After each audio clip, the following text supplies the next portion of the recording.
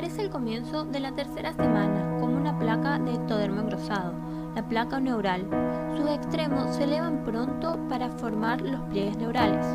Luego, estos se acercan en la línea media y se fusionan formando el tubo neural.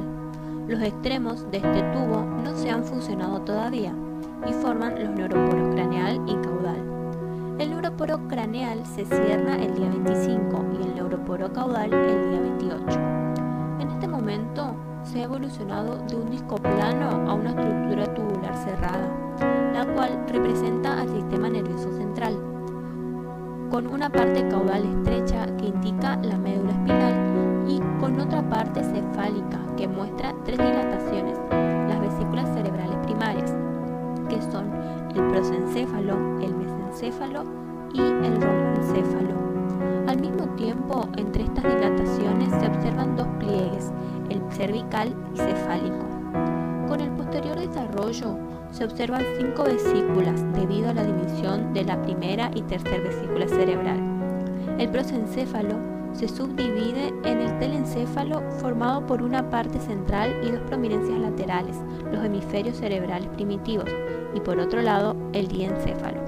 El mesencéfalo no presenta ninguna división y el rombencéfalo se divide en el metencéfalo que forma el puente y el cerebelo y por otro lado el mielencéfalo que formará el bulbo.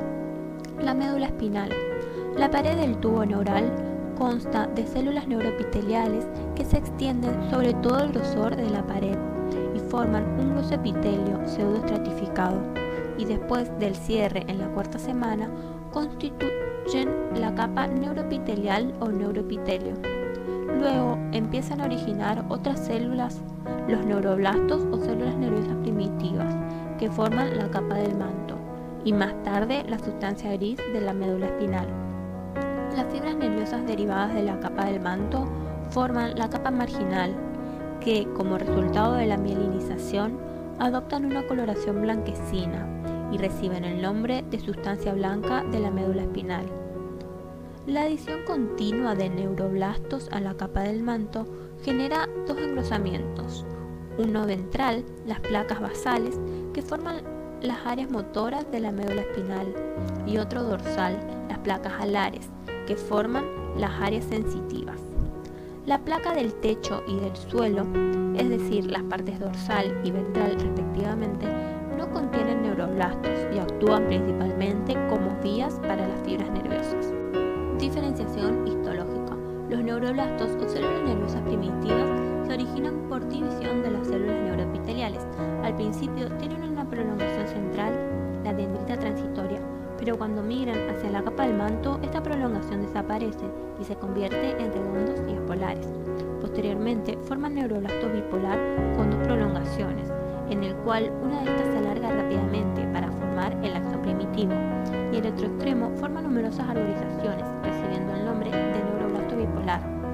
Este se convertirá en la célula nerviosa adulta o neurona. En cuanto a las células gliales, podemos encontrar glioblastos, formados por células neuroepiteliales que migran hacia la capa del manto y marginal. Se diferencian en astrocitos protoplasmáticos y en astrocitos fibrilares. Estos proporcionan apoyo y llevan a cabo funciones metabólicas. También están las células de la oligodendroglio, que forman vainas de mielina alrededor de los axones ascendentes y descendentes en la capa marginal. Y por último, en la segunda mitad del desarrollo, aparecen las células de la microglia, con propiedades de movimiento y de fagocitosis.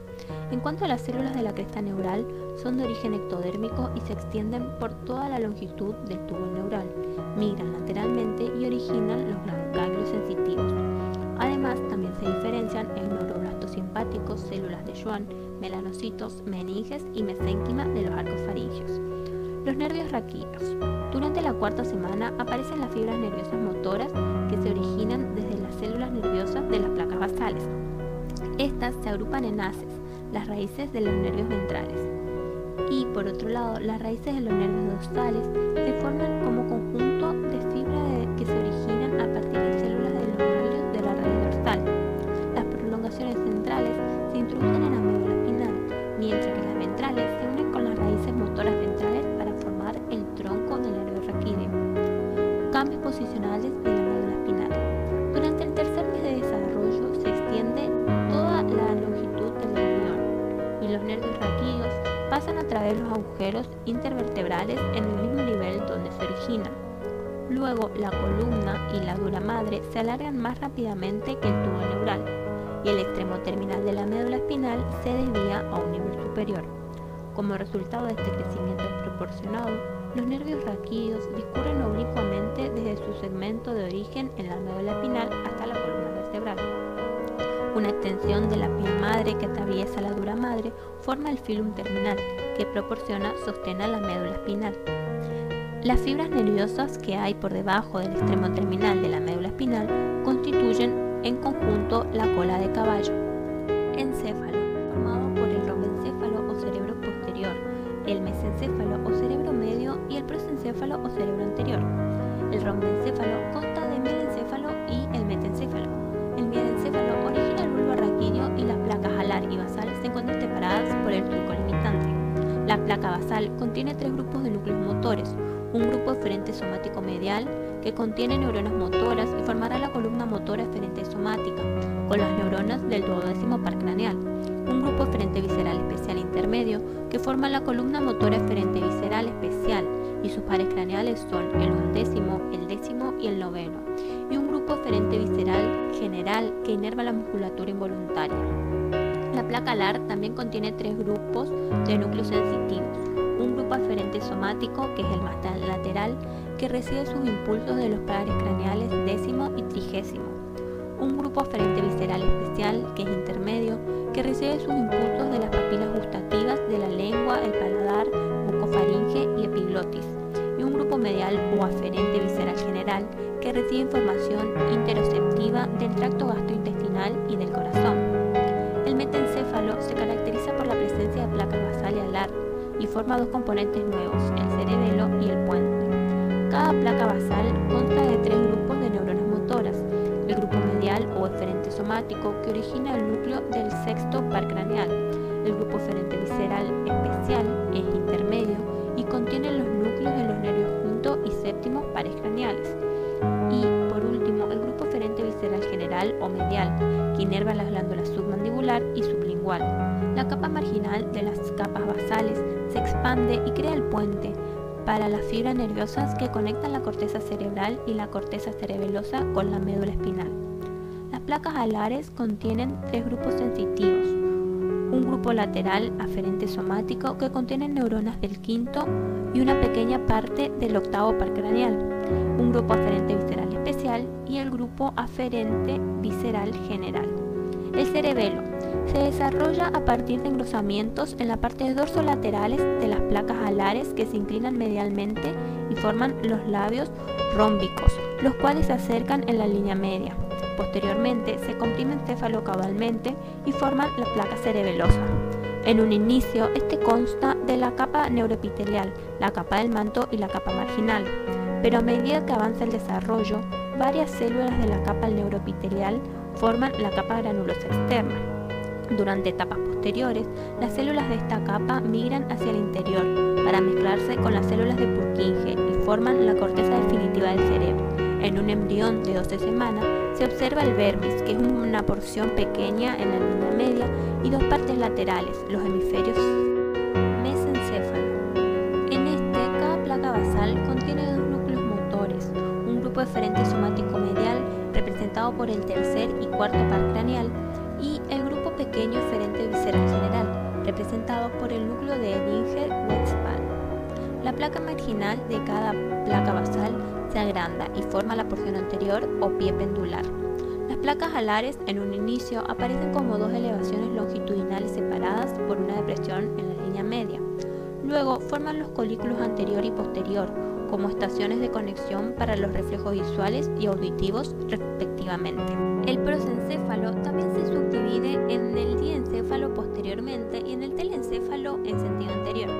El diencéfalo consta de una fina placa del techo y gruesas placas alares que juntan origina el plexo coronoideo.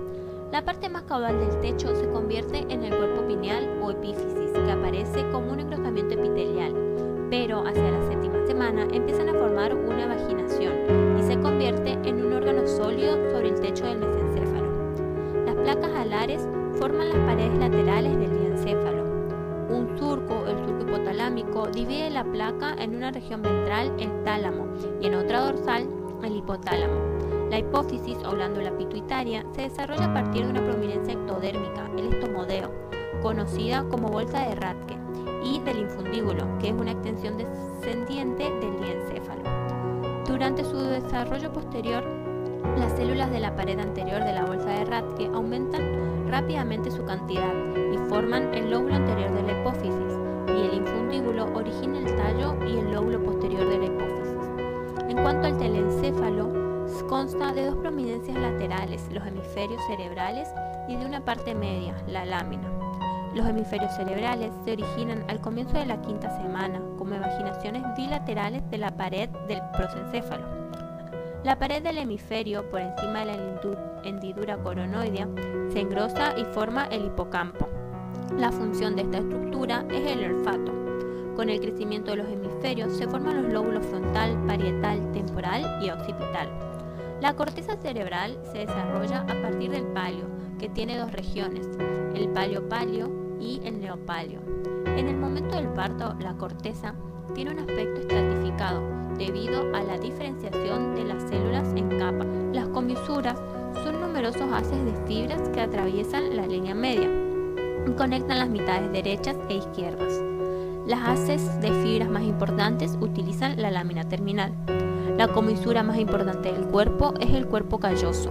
También están las comisuras anterior, hipocámpica, posterior, avenular y quiasma óptico. Pares craneales. Hacia la cuarta semana ya se observan los núcleos de los 12 pares craneales. La mayoría se originan en el rombencéfalo. Las neuronas motoras para cada uno de los nervios se localiza dentro del encéfalo, mientras que las neuronas sensitivas se originan fuera del encéfalo, a partir de placodas ectodérmicas y células de la cresta neural. En cuanto al sistema nervioso vegetativo, puede dividirse en dos partes, una parte simpática en la región toracolumbar y una parte parasimpática en la región cefálica y sacra. El sistema nervioso simpático está formado por células que se originan en la cresta neural de la región torácica. Estas forman una cadena bilateral de ganglios simpáticos a cada lado de la columna vertebral y están interconectados por nervios longitudinales. Las neuronas del tronco cefálico y de la región sacra, es decir, el sistema nervioso parasimpático, origina fibras preganglionares parasimpáticas que viajan a través de los pares craneales tercero, séptimo, noveno y décimo, y las fibras postganglionares se originan a partir de neuronas derivadas de la